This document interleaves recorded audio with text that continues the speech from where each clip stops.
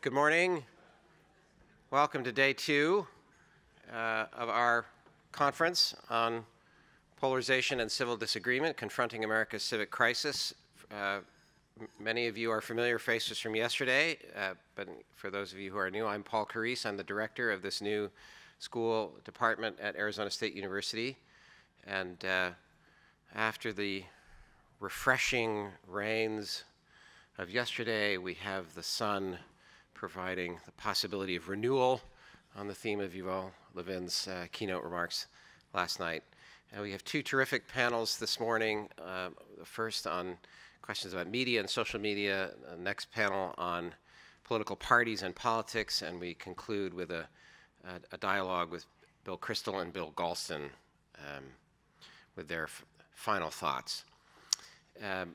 For those who were here yesterday, I think we heard quite a range of viewpoints and diagnoses, but also remedies about what this crisis of polarization and political dysfunction is, and perhaps what we might do about it. I also heard, as the department head, affirmation of the basic concept of this school, that there ought to be space in higher education for reconnecting a liberal education and civic education to prepare citizens for all walks of life, but also to restore important discussion about these themes in higher education.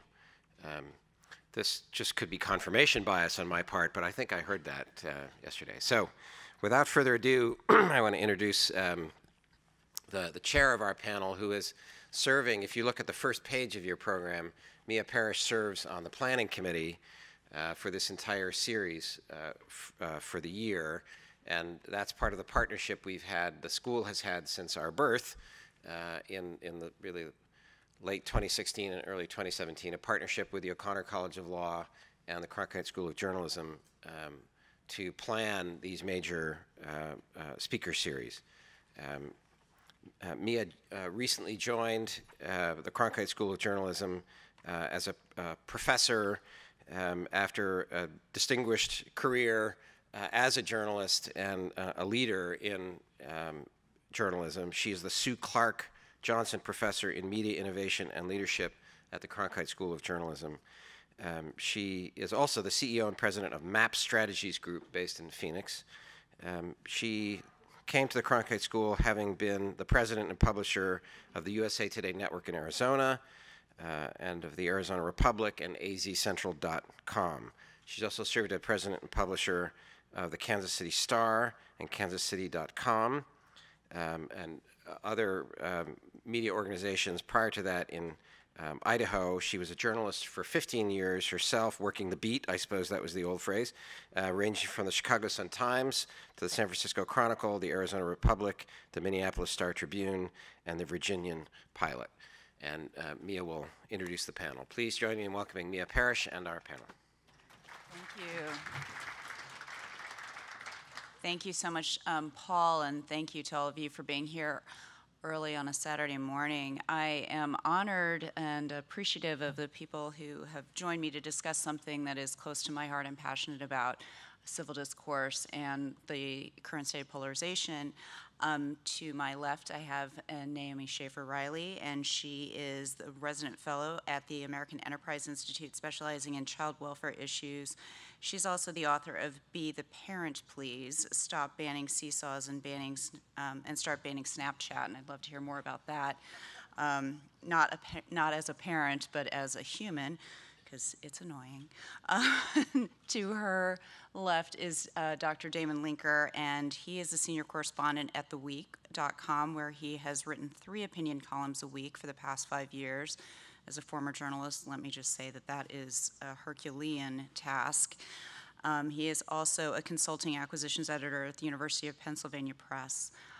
Next to him is Megan McArdle, and she is a Washington Post columnist. She wrote for the Daily Beast, Newsweek, The Atlantic, and The Economist, and founded the blog Asymmetrical Information. She's the author of The Upside of Down, Why Failing Well is the Key to Success. And then last but certainly not least is Dr. Bhagwat. He is the Martin Luther King Jr. Professor of Law at the University of California, Davis School of Law, where he teaches administrative law, constitutional law, and economic regulation. His scholarship focuses primarily on freedom of expression, the impact of new technology on free speech principles, and he clerked for Judge Richard Posner in the Seventh Circuit and Justice Anthony Kennedy in the United States Supreme Court. So I'm already a little intimidated by the people I'm sitting with. I wanted to just set the stage a little bit about this. As you might have heard, trust in media is down.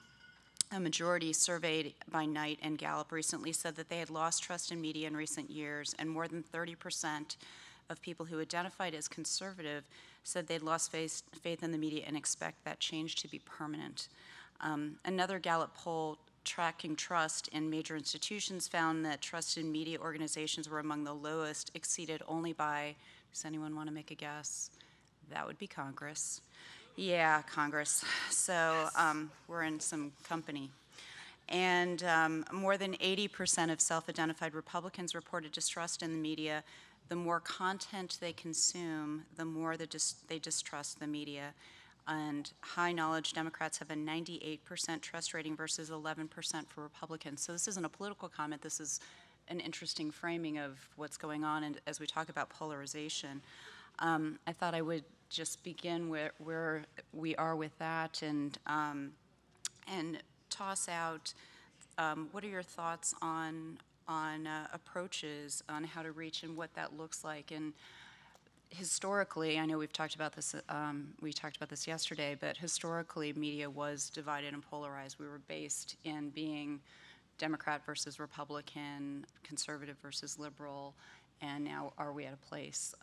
What does that look like going forward? Maybe you want to. Well, we sort of have like 5 to 10 minute remarks prepared. Yes. So let's see where with that framing. I guess my remarks will start with that question. So that's fine. So thank you all for coming out today. This is a really a good topic, and it was so interesting listening to everyone yesterday. I feel like overall, most of what I wanted to say was stolen at some point yesterday, so you'll just have to forget everything that happened yesterday. You're amplifying. Yeah, exactly. That's my plan. Retweeting. So as a journalist, I've been writing in different magazines and newspapers for about 20 years now. And I would say one of the most disconcerting things that I find now when I do turn on the television at night onto cable news, which is certainly not every night, I just don't have the patience for that, but this is disconcerting phenomenon that happens when I turn on to different cable news channels, and I feel like different days have happened. There is no consistency. There's no sense of what is the most important story, certainly not, but also you could watch 2-hour-long cable news programs at the same in the same hour, and you would find completely different stories that they have decided are not just important, but one network will decide completely not to cover a story, and the other network will decide that is worthy of 45 minutes of coverage.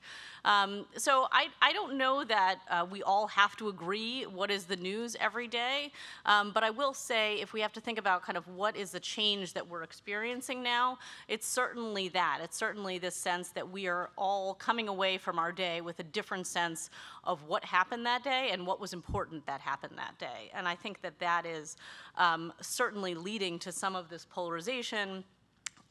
Also, I think on each of these news programs, there's an enormous amount of discussion about the media. We are always talking about ourselves now.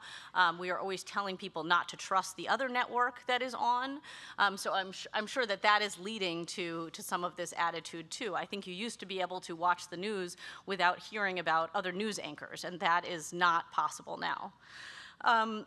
I think that what we're also certainly experiencing as a result of social media is not just polarization, but certainly this atomization. You always, of course, had reporters who had their own beats, and of course, everybody thinks their own beat is the most important beat out there, and you would just be writing mostly stories about that. But now, in this era where we are all supposed to be creating our own brand, everyone is sort of also creating their own news feed and trying to get people to follow their news feed.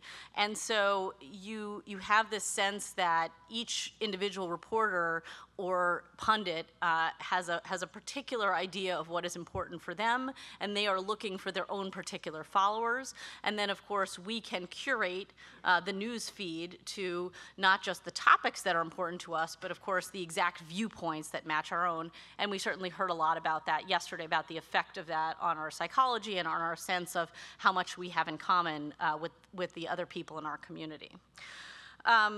I do want to talk a little bit about, Yuval actually had I'm not sure if I'm quoting him exactly here, but he mentioned that, he said that social media and media, I think Americans these days are being encouraged not to become like everyone else, to become part of a community, that there's not this socialization process, but in fact we're being encouraged to become more like ourselves. And so sort of deeper, stronger, almost more extreme versions of ourselves is what's happening on social media. And I really was thinking about that a lot. Social media, I think in particular, and I'm sure Damon's going to talk about this more, and Megan, it encourages a certain kind of risk-taking, which is very popular in our society right now. The ideal sort of person in a lot of people's minds is the entrepreneur, someone who's out there doing bold new things. But obviously journalism has these kind of guardrails in place, or it used to. They were called editors. And I say this as someone who used to edit a lot, but also someone, and this will sound rare sometimes for journalists, but I actually like being edited, which is one reason that I don't tweet very much or write on social media very much, because I actually don't often trust the first version of what I'm going to say. And that's very uncommon now. I think media is very much for people, and especially social media. If you want to succeed at it, you have to be able to take risks very early on. You have to be willing to make, your hot take about a particular story. But there's also very severe punishments for that too. So there's the sort of shaming culture that you get wrong.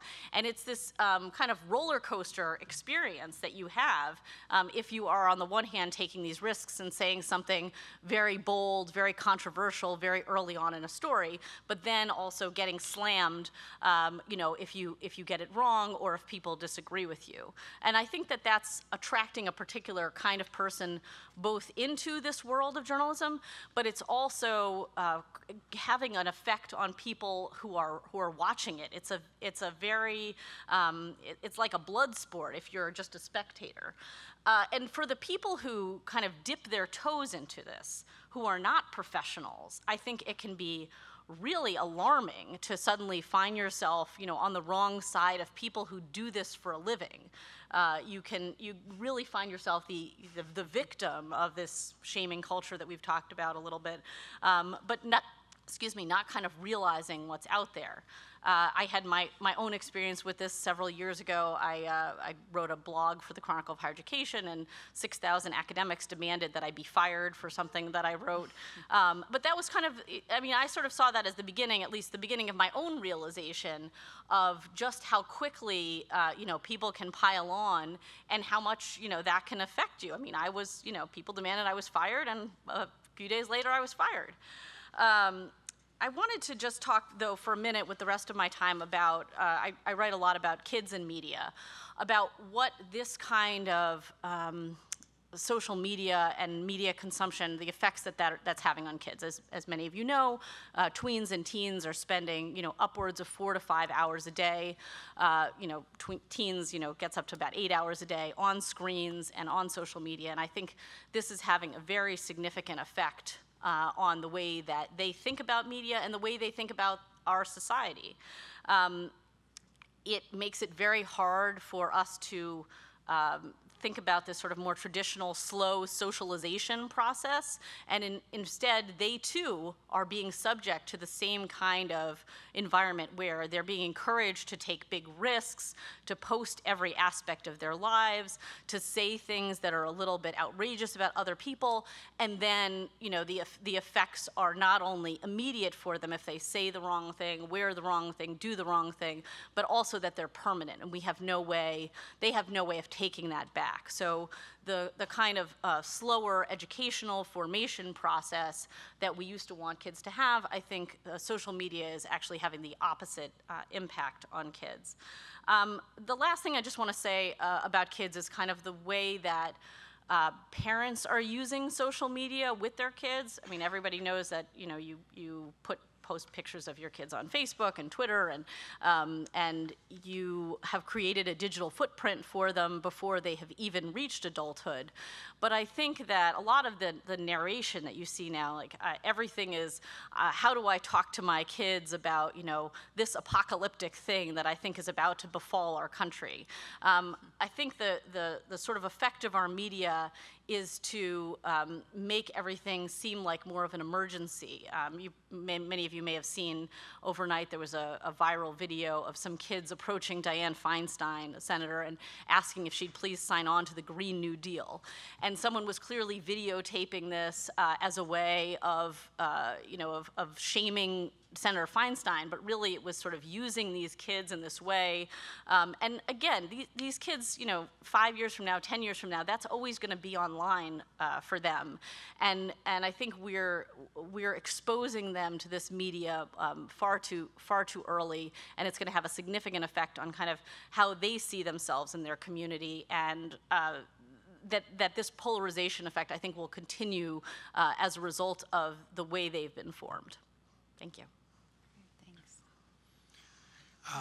As with Naomi, I feel a little bit like my remarks are just kind of farming a small bit of the field that was tilled yesterday by so many of the speakers. We're definitely all kind of going over some of the same territory and developing similar ideas. I think there will be a lot of echoes of things that were said yesterday, but I'm going to be focusing specifically on social media, and especially Twitter, which despite what I'm about to say, I'm on Twitter all the time, and I'm addicted to it. I'm on Twitter right now.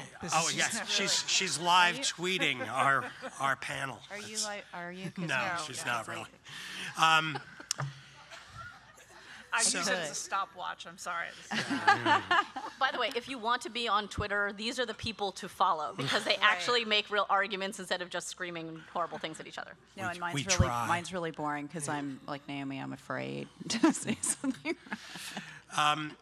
If you were a passionately committed racist in 1920s Indiana, you might seek out and join with other racists into a white supremacist faction. Maybe you join a local chapter of the Ku Klux Klan. You could do a lot to terrorize blacks, Catholics, and Jews, if there were any, in your corner of the country. But your ability to affect change and influence the country as a whole was limited to the physical space in which you lived and where you were bound, almost certainly, to be confined for most of your life. But today, thanks to social media, things are radically different. Today, if you're a member of the alt-right, you can find thousands of like-minded individuals in chat rooms, on 4chan, on Reddit, on Facebook, and on Twitter. The same holds for those who are passionately anti-Trump, who are strongly devoted to libertarian economics, or committed to transgender rights, or to the victory of the Democratic Party in its quest to win the White House in 2020, and on and on and on, through any and all political positions. Each of these groups of the like-minded resembles what the American founders would have called a faction, but with a crucially important difference. Their formation and mobilization is no longer limited by physical space. And in a diverse country of 320-odd million people, the pool of potential recruits for each faction is, from the standpoint of a James Madison, mind-bogglingly enormous. So factionalism is increasing exponentially. But Twitter in particular isn't so much calling factions into existence and empowering them.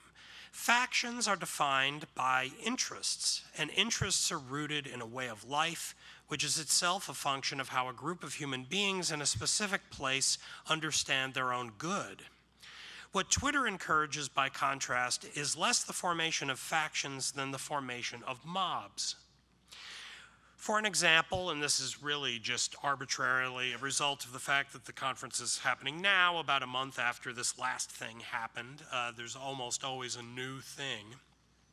Consider the video that appeared on Twitter last month purporting to show a group of white high schoolers wearing MAGA hats at the pro-life march in Washington, confronting and mocking an elderly Native American protester and Vietnam veteran. Within a few hours, this video had inspired frantic spasms of denunciations on Twitter of the indisputably racist teenagers, of their obviously bigoted Catholic school in Kentucky, of the transparently misogynistic and hate-filled pro-life movement, and indeed of anyone who dares to wear a MAGA hat in public. The main teenager featured in the video was treated as the face of entitled white supremacy, his smile, or smirk as it was called, as he faced the counter-protester, serving as proof that he is the direct successor to the bigots who stood against the civil rights movement. Even after longer, fuller videos of the confrontation emerged, showing that the import of the event was far less clear-cut than the initial hot takes assumed, the tweet mob continued to eviscerate the high schoolers, pronouncing their faces worthy of a good punch. Many of the most egregious denunciators were prominent journalists, writers, academics, and political activists. This event wasn't very important in the grand scheme of things, yet it was illustrative of a form of recurrent political madness that now regularly, often daily, sometimes hourly, surges through members of the country's cultural and intellectual elite on Twitter. And that madness, when combined with the rising polarization of the surrounding political culture, is pushing the country toward a dangerously illiberal form of politics. Much has been made of the way Twitter serves as a megaphone for popular anger that's made more intense by the speed of the news cycle and the distinctive malice and ineptitude of the Trump White House, and the president's own tweets for that matter. But too little attention has been paid to what may be the most potent facet of the social media platform, its ability to feed the vanity of its users. And this speaks to some things that Jonathan Rauch was talking about, building on the social psychology work of Jonathan Haidt. There's always an element of egoism in intellectual and political debate. But Twitter puts every tweeter on a massive stage, with the nastiest put-downs, insults, and provocations often receiving the most applause. That's a huge psychological incentive to escalate the denunciation of political enemies. The more one expresses outrage at the evils of others, the more one gets to enjoy the adulation of the virtual mob. But isn't a virtual mob much less damaging than a real one? I've suggested as much myself, most recently in a column that was titled, "If You Think Another Civil War is Imminent, Get Off Twitter." Yet more and more the venom has been bleeding into the real world, with boycotts, doxings, firings, death threats, and groveling apologies offered to placate mobs wielding digital pitchforks. It increasingly feels like it's just a matter of time before real-world violence breaks out in response to an online conflagration. But that's not the only or even the most far-reaching threat that Twitter poses to our civic life. As Andrew Sullivan noted nearly 3 years ago in an important essay on America's slow drift toward tyranny, Plato believed that political regimes and the souls of their citizens mirror each other. A change in political form can lead to a change in the character of citizens, and vice versa. Tyrannies can emerge in many ways, but sometimes they arise when the citizens of a democratic political community develop tyrannical souls. What Twitter shows us is a real-time ultrasound of the souls of America's cultural and intellectual elite and its most committed activists, the people in charge of disseminating knowledge and who take the lead in organizing political action in our society.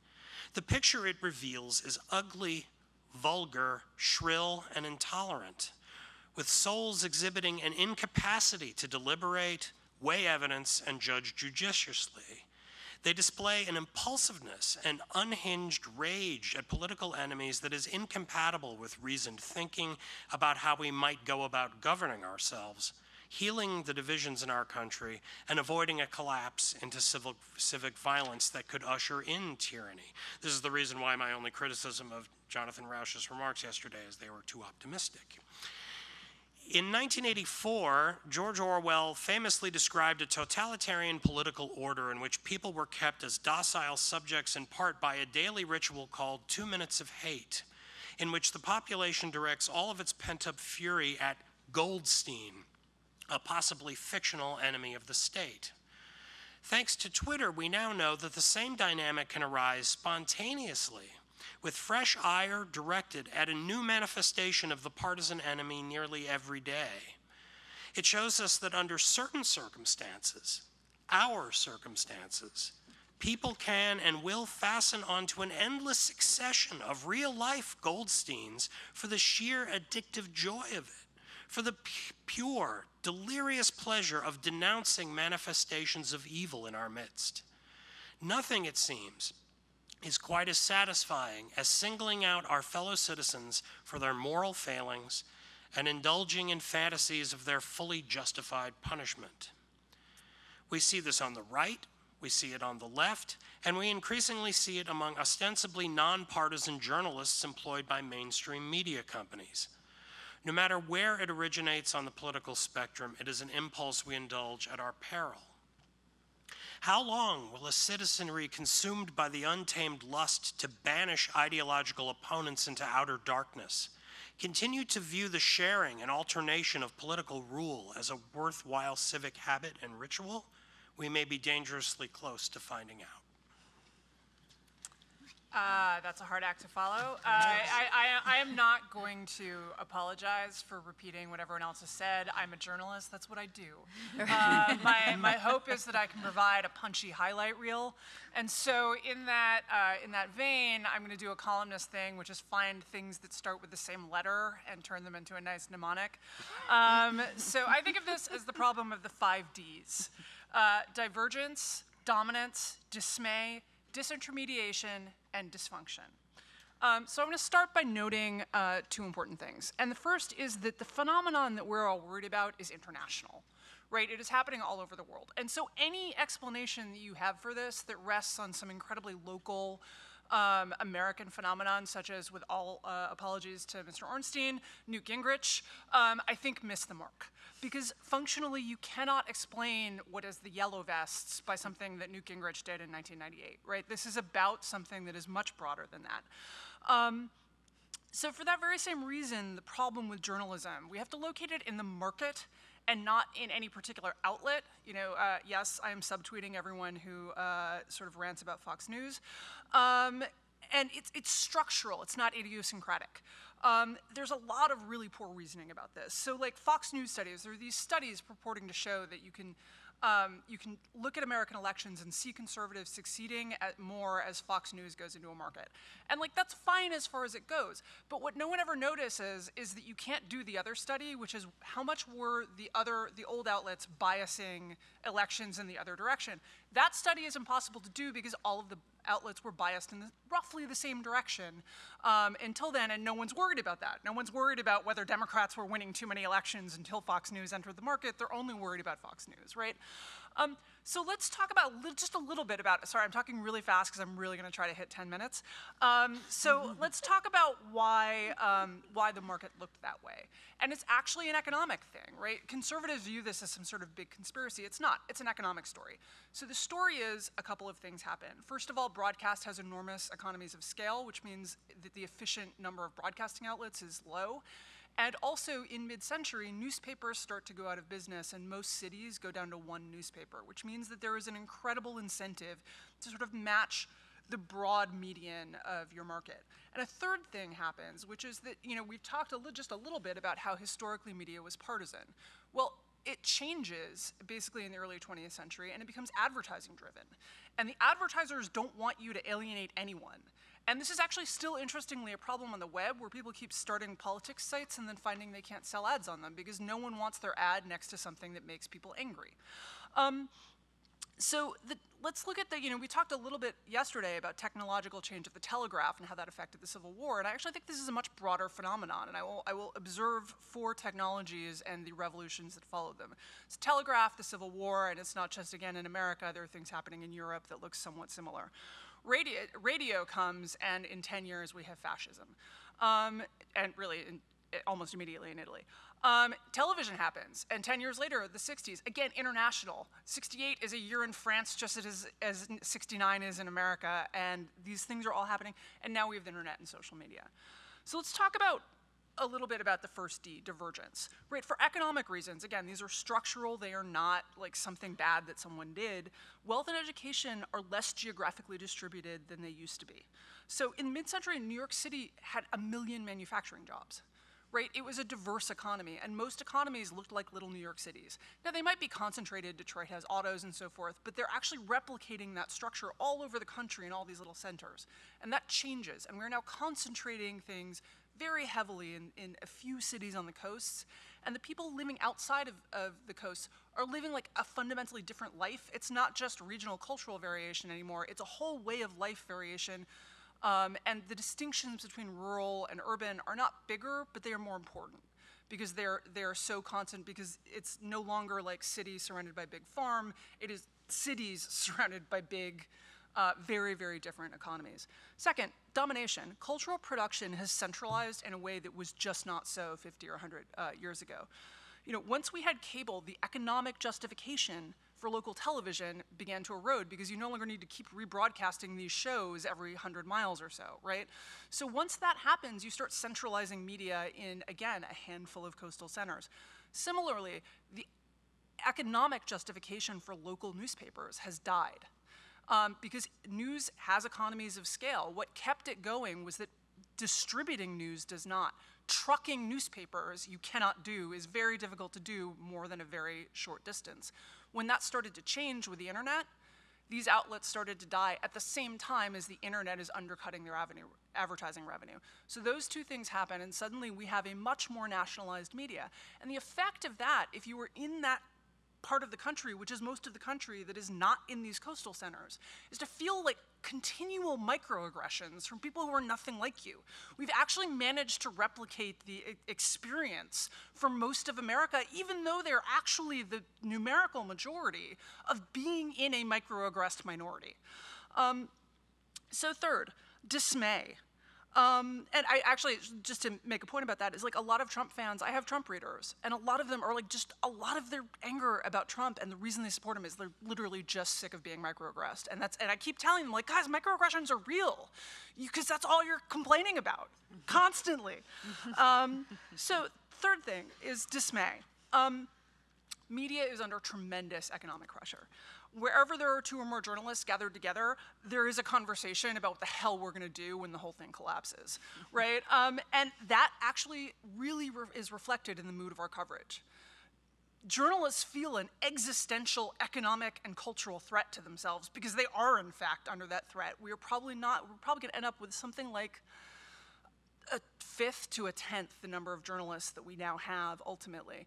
And all of those people are terrified all the time, and that's how they cover things, right? And that really impacts how people see the world, especially if they're living in those coastal enclaves with the journalists. Fourth, disintermediation. How am I doing? Oh, wow, I've got 3 minutes left. Disintermediation, the old gatekeepers are gone, and we've seen this in the changes to politics, right? Try to imagine Trump's candidacy absent Twitter. Right, you can't, because he couldn't do a Barry Goldwater. Can you picture Trump sitting down to write The Conscience of a Conservative? You can't even picture him sitting down to write like 5 paragraphs on the conscience of a conservative, right? That's not who he is.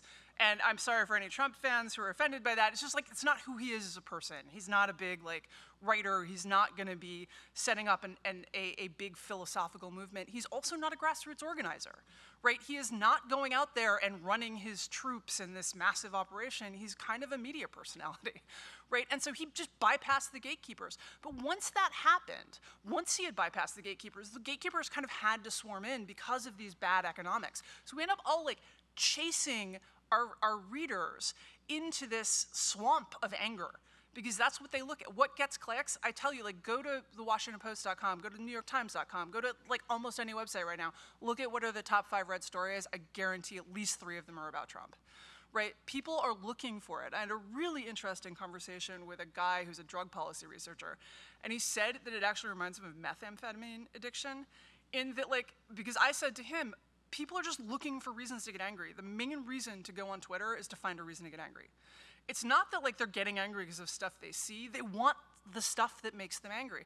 Why? So I have a theory about this, which a drug policy researcher who is also a psychiatrist sort of bolstered, which is that anger suppresses all our other negative emotionality, right? So when you're angry, you're not anxious, you're not worried, you're not like thinking about what's gonna happen when you lose your job. You're just like, those guys, let's kill them, yeah, right? So we look for things like that because it makes us not think about the things in our lives that we're worried about. And we have so much to be worried about because the media is under this existential threat, and they're just telling us about all the terrible things and how, like, the entire world is gonna end in 5 minutes, and, like, you should think about that now, right? We're a very worried people.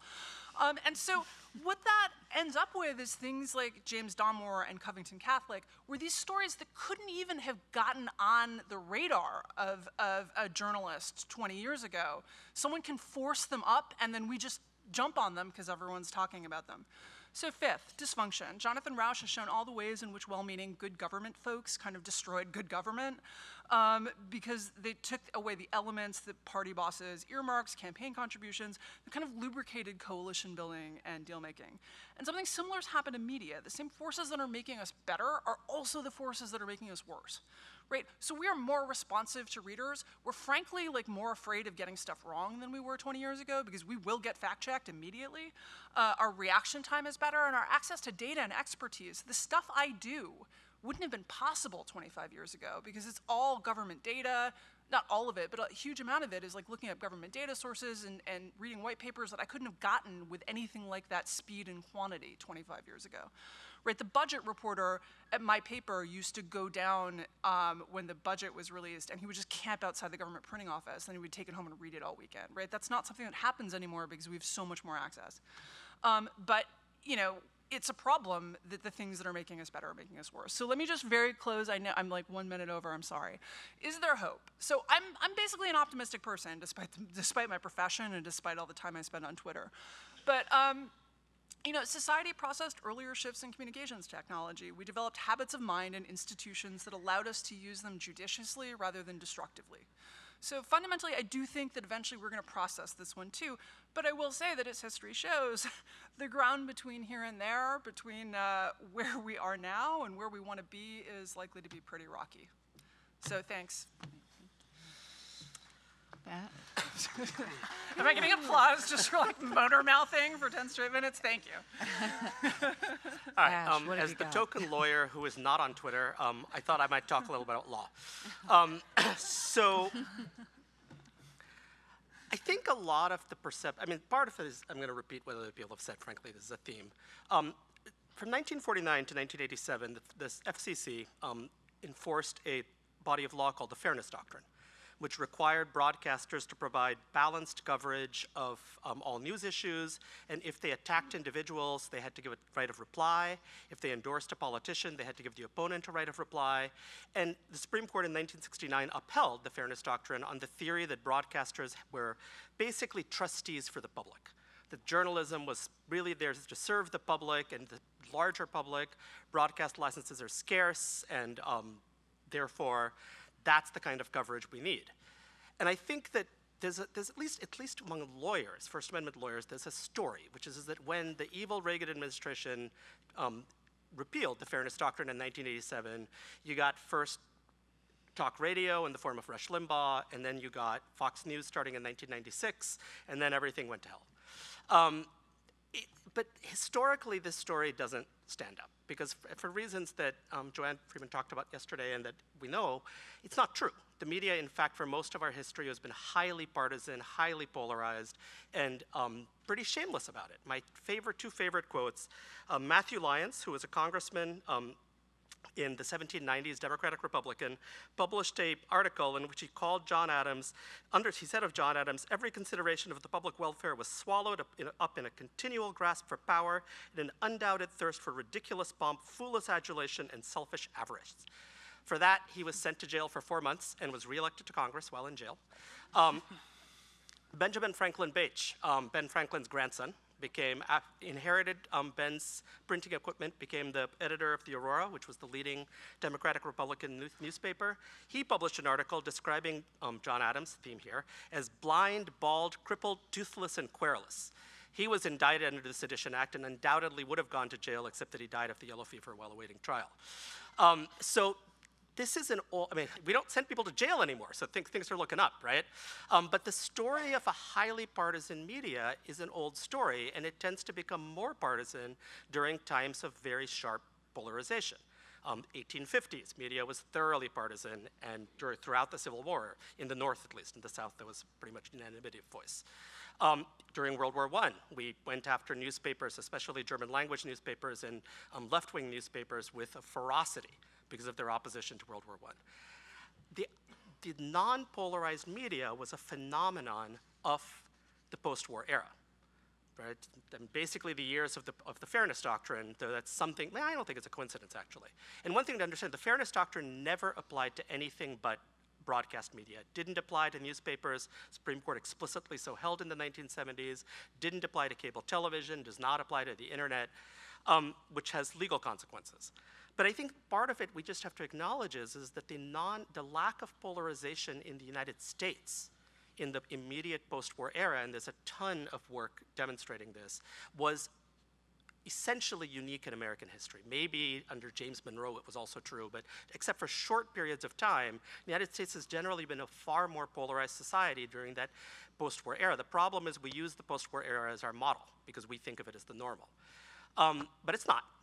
And now I'm going to do something sort of perverse, which is I'm going to argue in favor of polarization. Not incivility, but polarization, because they're not the same thing. One can be very, very polite and then, shoot each other like Hamilton and Burr. So what polarization does is it can create divisions, but it also mobilizes politics. I mean, during the periods I'm talking about, the 1790s, 1850s, street politics was a very, very significant part of American sort of the political movement.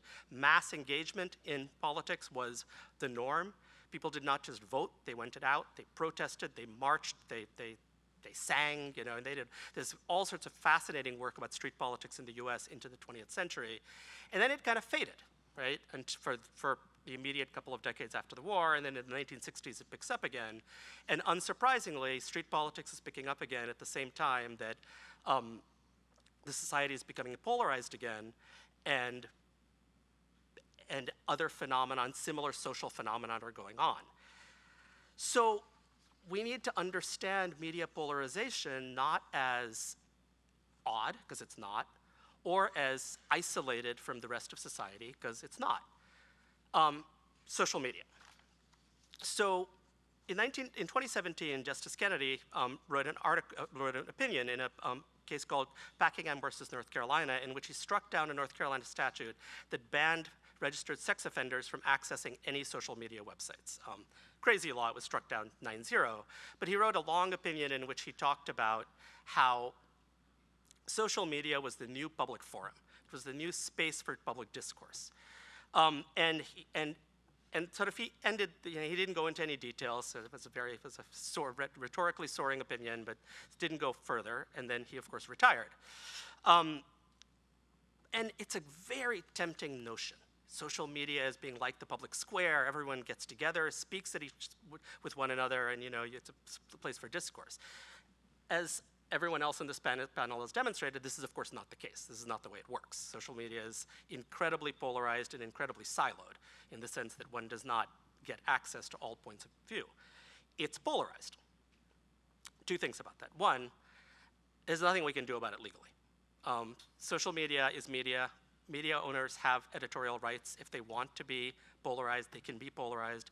And I'm fairly confident that any court in this country, any attempt to regulate social media to try and make it less polarized, less siloed, makes feeds more ideologically balanced, would fall afoul of the First Amendment very, very quickly.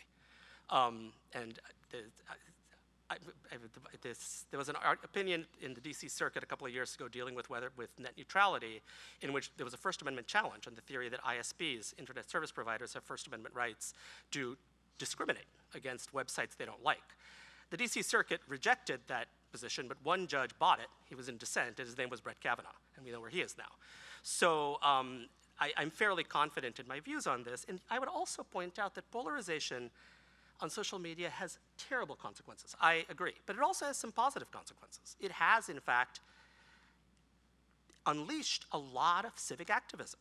The Women's March wouldn't have happened without social media, and many, many other things on the right as well. Many sort of there's a lot more engagement in politics today than there was during the Fairness Doctrine era.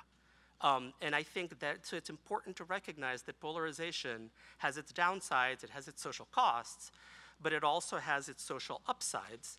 And the trick, and I don't have any solutions to this because lawyers think about laws, and laws are not the solution here. But the trick is to accept that polarization is a part of life while fighting incivility. Why do we have to accept that polarization is a part of life? Because like the 1790s, I believe, and like the 1850s, the disagreements in our society are real. And we tend to focus on economic issues, and I think on economic issues, the disagreements are actually not as real. Frankly, we are developing a consensus against free trade, which I would never have thought 20 years ago, but that seems to be what's happening. But on culture war issues, such as whether immigration, and not sort of immigration policy, but fundamentally the character of this nation, whether or not this nation really should be a melting pot or whether it should be predominantly a white Christian nation, whether or not abortion should be legal, whether or not LGBTQ people should have full political and social rights. These are issues on which people fundamentally disagree. And to expect that to go away quickly is unrealistic, and to expect the media to not reflect those divisions is unrealistic. And I think, therefore, polarization is here to stay, but maybe we can tame Twitter? I don't know. Thank you. Thank you so much. I want to leave a little time for questions, so if you have them, that's what the microphones are for. I thought we'd do just a little speed round. I actually want to know, Megan, your favorite tweet of yours of all time. What is your favorite tweet? My favorite tweet, I'm not sure I can render it verbatim. I have two favorite tweets, neither of which are political. One of which was, there was like a girl's journalism kit that they were selling on Amazon that, it's like it's for 8-year-olds, and it's different professions they could have, but they had put like glitter and stick-on flowers and all sorts of and so I tweeted a picture of it and said, it's really important to have at least 8 stick-on flowers because it's super embarrassing if you run out in the middle of an interview. And that went viral. And the other one was during the shutdown, what I did a sort of Lovecraftian post-apocalyptic sort of vision of what Washington after the shutdown. It's 3 p.m. The people from Brookings are storming the Capitol. They've started shelling the Rayburn Executive Building and so forth. And in fact, that's what I like about Twitter. Is I don't like the mean politics. I like the kind of randomness, which is still there and still great. Which I do love, and I actually love what Ash said about polarization is here to stay. And on the front, I love harmony, right? So the chaos of Twitter makes me really anxious. But embracing polarization, but figuring out how to do that in a civil way, I think is interesting. And maybe, Naomi, you could talk a little bit about what that means for children as well, how you find that balance. Because I think chaos, there's opportunity and beauty in chaos, but it's also been really destructive. So. Yeah, I think that I think it's much harder for kids to be able to sort of take in that chaos and know what to do with it. And it's why I sort of favor kind of slower institutions as far as the formation goes. I forgot to mention, Yuval was talking a little bit last night about the institutions, and we had this young man ask a question about, well, what if all the institutions around me are rotting and failing? In my interviews with young people, I don't find that they generally think the institutions are failing, but they're very picky about institutions. And that's one of the things that I think the social media and just sort of the internet generally does, is it accustoms us to having exactly what we want when we want it. And so I think that the young people are not sort of moving into institutions in the way that we might like, because they're not exactly conforming and they don't have the patience to change them, which takes a long time. Yeah, I asked my students, what do you think the next thing is? And they were like, less things. Like, I just want less things, because it's just so chaotic and crazy. Damon, what would you change? If you could wave a magic wand. No. I don't really have a good answer to that question. Whenever anyone asks me, well, what's the solution? I say, I don't know. I look at problems. The serious response to that is to say that just as when you read the Federalist Papers, you have this beautiful, elegant, wise, prudent architecture of the Constitution laid out, and occasional rhetorical gestures toward, oh yes, and we of course also need moral virtue, and they sort of presuppose that the citizenry who use these institutions, reading about Robert Kraft, and that was awesome. Yes. One presumes that the citizenry will display a certain amount of civic virtue as they interact with the institutions, even though the institutions are explicitly designed not to presume that people are too virtuous. Similarly, what is the problem? I try as much as I can to use Twitter responsibly and to delete a tweet if I think it was unhinged or not fair. I often, as I was telling Jonathan right before we started this, I now deliberately will type out a tweet and then pause for 10 seconds and reread it and say, do I really want to have to defend this? And 50% of the time I just delete it and I don't tweet it. So that is my own modest example of trying to be virtuous on Twitter, but that's a solution that would require that everybody else on Twitter also made that effort. And how am I going to make that happen? I don't know, other than shaming them all into doing it with things like this talk. I actually have a thought on that also. I'm going to say something that's going to make every journalist unhappy, but I think we need to reconsider liability rules. I think that not for public figures. I think the public figures still, it should be hard for them to sue. But I think when we're talking about private figures, whether it's the Covington High School student or the parents of the Sandy Hook students, I think that they should be generally allowed to sue on the recognition that not everything is legitimate comment, and that it's not going to be a full solution. You can't sue everyone on Twitter, obviously. But I do feel that we need to start reconsidering. There's so much going on in the media right now, through social media, things like revenge porn that are just so unworthy of First Amendment protection. And we haven't yet started to deal with the consequences of social media for free speech, but I think we're going to have to roll it back a little bit. I am a stereotypical First Amendment libertarian, so I will whose paper is currently being sued by the Covington Catholic kid.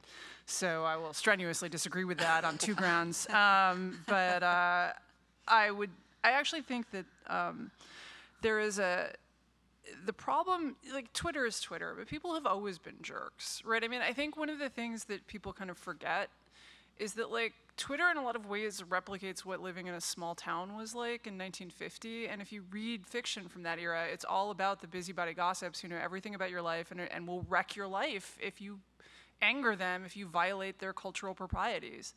But the difference is that those small towns had some measure of mercy, right? You knew those people, and if Hank, who owned the hardware store, was a real jerk, he got a chance to apologize, and people would kind of be cold to him for a year, a week, and then it was restorative, and you had to, because you're all living in this little town together, and you can't all be having feuds all the time that flare out openly that way. And what we don't have is that limit on Twitter, and I think part of that is what's, to me, a stunning lack of proportionality. Right, so one example, Delta, which is headlined in Atlanta, was the target of a social media activist campaign to make them stop offering their convention discount to the NRA. Well, you would think Delta would have noticed that, like, they're headquartered in Atlanta. It's hard to miss. And that Atlanta is not a good place to be like, you know, gun owner, you know who I hate? Gun owners. And so, but they caved immediately because they had like this little, you know, viral tweet going after them.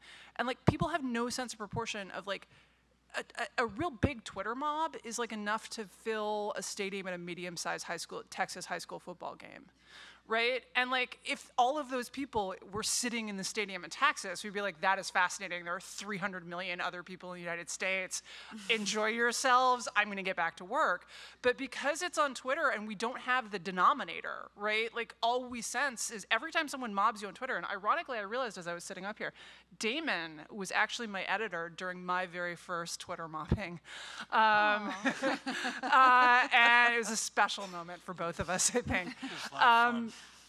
But so, like, when it's happening, right, what it feels like is every single human being you have ever met is screaming at you in unison and standing around in a circle and being like, kill that person, fire them. Right, but right? what Delta's worried about is the Washington Post writing about all the people on Twitter that are mad at them. I think that's part of it. I'm not sure they're just worried about the people in the football stadium. Even so, had we written about it, what would have happened? Are people going to be like, oh, they gave the NRA, they give 10, by the way, 10 people at the NRA had actually used this discount.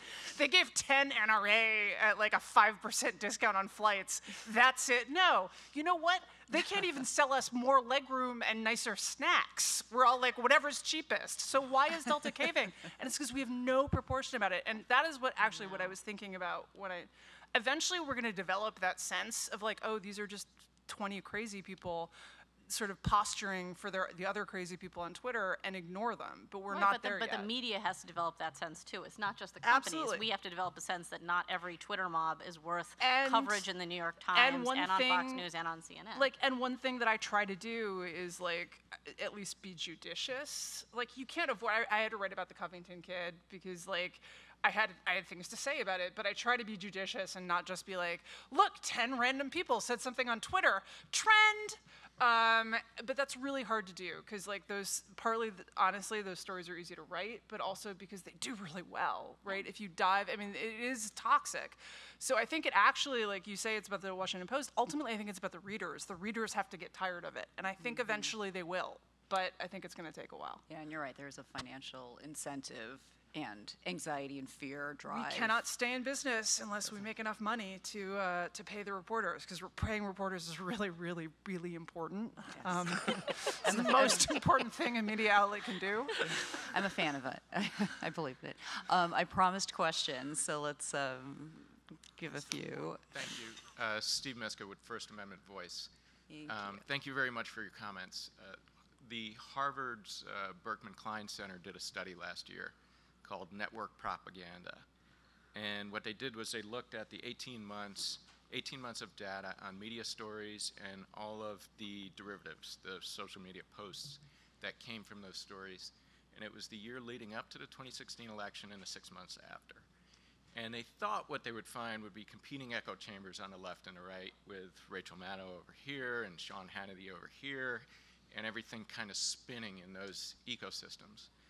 But what the data led them to conclude was that the traditional right-of-center commentators who signed on to the Never Trump campaign had been marginalized in the conservative media ecosystem, and that they would be the people who would traditionally check disinformation. Alex Jones spins a conspiracy theory and Fox starts running with it, but they found that there were no checks to stop that. And so then people in conservative circles would get confirmation from 6 or 7 different sources that are legitimate in their eyes, and it could fuel conspiracy theories. So I was wondering if you've seen that in your circles, and if so, what do we do to, I think some of those folks might even be sitting in this room who would traditionally check some of the crazy stuff. Some of them might actually be sitting on this very platform. Yeah, there you go. Here we are. And so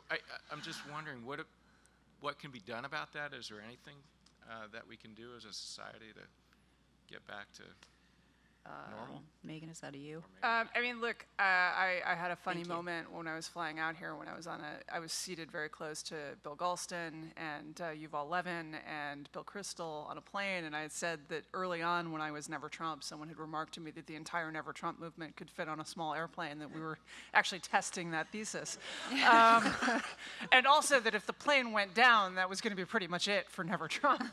And, you know, I think that there's some of that, but I tend to really underweight any thesis that involves the Republican Party being deeply special. I mean, I think there are differences between the party. I don't want to say that. I'm obviously Never Trump for a reason. But I tend to think that the structural forces that ripped the Republican Party apart are just going to rip the Democratic Party apart. Like, when you have the presidency, it has historically tended to be unifying. And so under Bush, I remember noticing that the Democrats seemed to have becoming completely insane, right? It was not enough that George Bush was like a bad president. He also had to be Hitler and like secretly conspiring to do all manner of terrible things. And that was also obviously true of the Republicans under Obama. And so I think Obama was a unifying force for the Democrats, and I think that the wheels are in the process of coming off now. And you see things like Alexandria Ocasio-Cortez, who tweets conspiracy theories, which actually, like, so Republican politicians don't do that stuff. Ocasio-Cortez is out there, like, saying there is a secret conspiracy of Mitch McConnell to, like, buy Russian bot things and get out and fill her Twitter mentions, right? Like, this is crazy town. That is even more crazy than many. There have always been some fringes on both sides, but like I think that but she's not a fringe character. She is the best known Democrat by Democrats, except for Nancy Pelosi. Could we have short questions and short answers to Sorry. get through this great line of people? Yes. Sure. A couple of you mentioned the young man from Kentucky after the pro-life rally that was in Washington, D.C. But what I find most interesting is that the major news outlets did not cover the pro-life rally at all. There were hundreds of thousands of teenagers peacefully marching in respect of life, and the only thing that was covered was the one young man who was basically scourged by the national media. So what I see in the media, which is why I don't watch it, is a complete lack of integrity. And I want you to answer why that is. Well, I'm quickly, on social issues, the mainstream media is very clearly biased against the right. That's simply true. I think on economic issues, it's far muddier. I think there's a kind of center-right, center-left, slightly pro-market bias among journalists, kind of assuming that that's the responsible position. And I think it's harder to prove the bias in that. But on social issues, it's true. After the pro-life march, there was a one-column article on page A15 of the main news section the next day after the pro-life march. And if a march that large had been organized by, the Women's March, it would have been an above-the-fold front page story.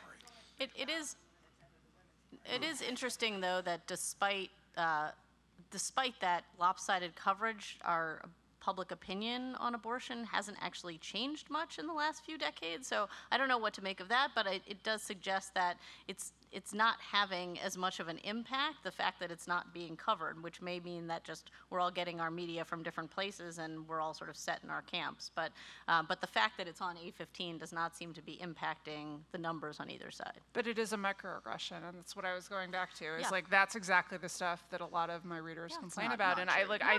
I am on the record as saying that I think that we need to do better at bringing conservatives in. Not just because it makes our coverage better, because I don't think it's not a lack of integrity. It's just not what you don't see, right? It's just not thinking it's that interesting. But also because like people complain about how conservative media is. Well, conservative media is the way it is because you can't get into it's very hard to get into liberal media from conservative media, and so you have much more incentive than people at even parallel ideological outlets to kind of hit the buttons your readers want to hit because you're never going anywhere else. Question for Ash, at least I assume it's for Ash. As you've noticed, libel law does apply to traditional media right now. I think Megan McArdle has certainly noticed that. The Washington Post is being sued for the entire amount of its value. What libel law does not apply to is social media because of something, I think, is it Section 302? It's not 302. But yes, Section the Communications Decency Act. The social right. media has so immunity. 20 years ago, someone made a decision that we would treat social media as if it were the phone company, a neutral line with no responsibility for content. Yeah. And the digital world still thinks that that's absolutely sacred, and if you were to go after Twitter for libel because of what users are doing, then the entire internet would die. I'm not so sure of that. I kind of feel like libel standards are well understood, well established, have not killed mainstream media, and have led to a lot of responsible usage by people. And I just wonder if you have a view on applying traditional libel doctrine and slander doctrine to social media. Of course, I do. So one thing to clarify is that when the Communications Decency Act was adopted in 1996, which provided immunity, there was no social media, right? Social media didn't exist in 1996. There were bulletin boards and there were sort of various listservs, but there was no social media in the modern sense. So that wasn't the ecosystem for which the law was designed. The law was designed for really, truly transparent pass-through platforms like people who were hosting discussion groups. Social media is complicated because it's a hybrid, because it is mediated somewhat by, Facebook doesn't just let everything go free. It does mediate it, but it mediates it in complicated ways. I have a problem with this entire area, and I don't have a solution. Just my problem is we want to basically we're saying two things socially about social media owners, platforms, Facebook, Twitter, whatever. One, we think they're terrible, we don't trust them, we think they have very bad motives and they're biased. Two, we want them to do much more censorship, right? Those are the two things that we're saying as a society. One of those things doesn't work. I'm suspicious of censorship as a First Amendment person generally, but to have bad censors is the worst. And I think the problem with taking away the immunity is that then Facebook and Twitter will go crazy on censorship. They'll have to. But they don't have the capacity, right? It's not like a newspaper where you know exactly what you're printing.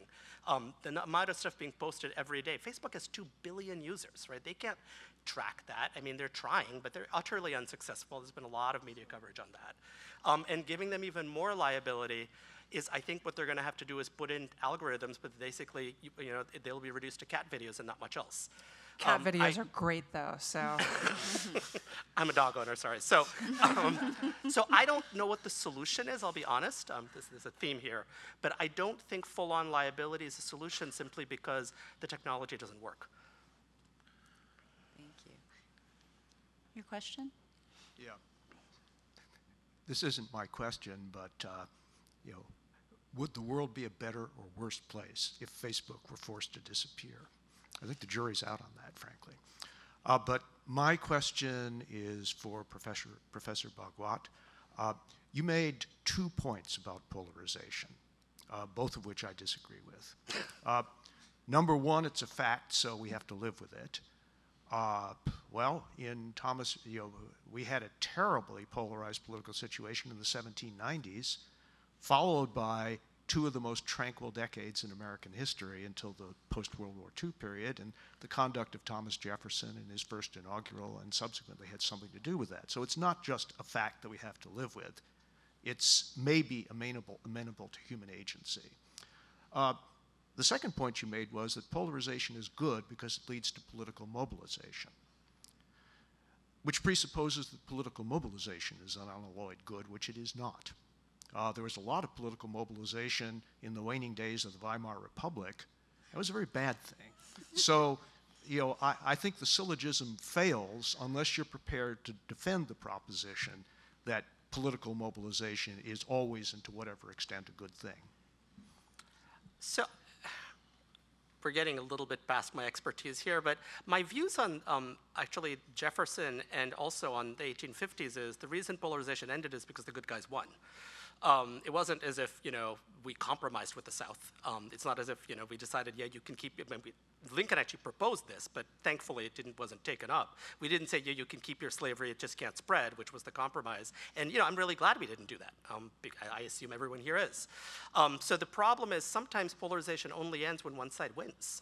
That's not, it's unpleasant. And on the political mobilization thing, you're right. Of course, political mobilization can lead to bad results. I mean, and Weimar is the obvious example of that. But I'm not sure in our system what the alternative is. Because if the alternative is we prefer a system in which the population is not mobilized, we're essentially advocating for a much more elitist form of democracy, which I think Jefferson's victory actually said no to that. At least that's my reading of the history. That's Couldn't we also, though, want to just have a vision of a world in which politics is less important, where more of the things in our lives come from non-political sources, from our most important personal commitments to everything else? I think that would be a very happy world to live in, and I would much prefer it to the one we're in. I agree with that. Yes. Go with that. One last question. Sorry to put you back in the hot seat, Professor Bhagwat. Token lawyer. So my question has to do with defining social media. So legally, as you mentioned, Justice Kennedy agreed with the court in saying that social medias act as public forums. But lately, with the censorship power that we've seen exercised over more extreme voices on either side, leads me personally to believe that they are acting more like a publisher, which it makes them subject to more different regulations.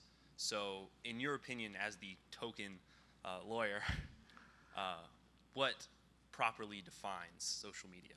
I don't have a good answer to that, I'll be honest with you, because it has to do with how much control you have over content. And I think that, I agree. I mean, it's unsolvable. Actually, I'm curious to see what other people's response is, because, as I said, I'm not very active on social media.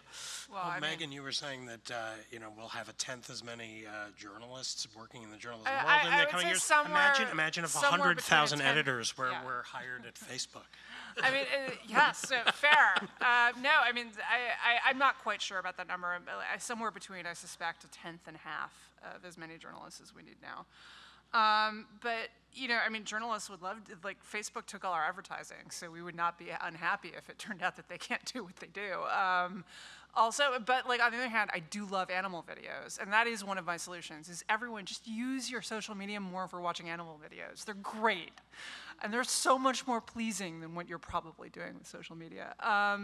But it is a real tension, and it makes journalists very upset, right, is that, on the one hand, they're taking all our advertising, and they're doing all this stuff. And, if they weren't intervening, that would be fine. But, Twitter is, to me, it seems, trying to have it both ways, right? They're simultaneously shutting down, they're engaging in viewpoint discrimination, and then turning around and being like, but we're not editing this. No, that's what an editor does. You picked stuff that's allowed to stay and then got rid of the other stuff. You're doing it in kind of different proportions than we do, but that's fundamentally what we do. And therefore, it seems to me that you should have to pick one or the other. Even when they're not censoring or taking people off Twitter, the algorithms that social media is using even to just curate what your news feed looks like, that's also what editors do. They put things on the front page, they put things on the back page, and then they decide to kill things altogether. So yes, I think they're acting a lot more like editors than they admit. All right, we'd like to have both. So we are out of time, and on that note of we have no idea how to solve this. Animal videos. I'm in favor of that, actually. But yes, things that provide more goodness in the world and happiness. So please join me in thanking our panelists today, and thank you for your participation.